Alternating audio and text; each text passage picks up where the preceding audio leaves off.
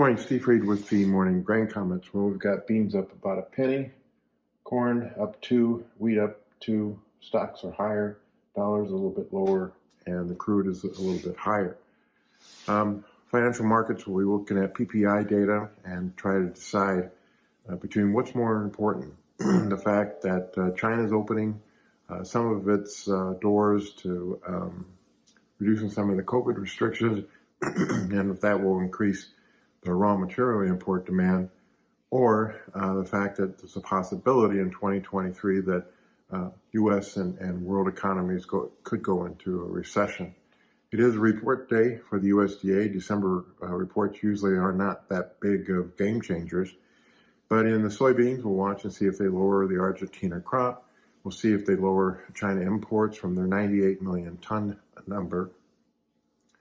We'll also be seeing what they do to the soybean oil supply and demand, with as much as 4, maybe 500 million pounds less usage because of the disappointing mandates.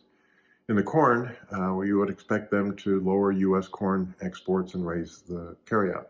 We'll also see if they do anything for the Argentina corn, and also if there's anything that's done like for Ukraine as far as their corn export numbers.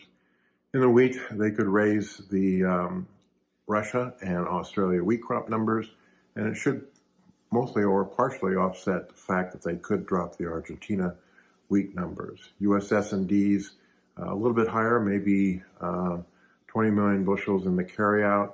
In beans, maybe 100 in the corn, and the wheat carryout about unchanged. Weather-wise down there, Argentina over the last 48 hours saw a little bit of rain in parts of BA, Cordoba, and Santa Fe. More is needed. The forecast in central Brazil is better rains. And so talk about the soybean crop in Brazil up 27 million tons from a year ago. And Argentina might be down 6, but still 2 million tons above what they produced last year. In the U.S., there's going to be some rains across that central delta, northern delta area, a few showers in the western corn belt. Overall, though, the pattern remains mostly the same with dryness in the southern plains.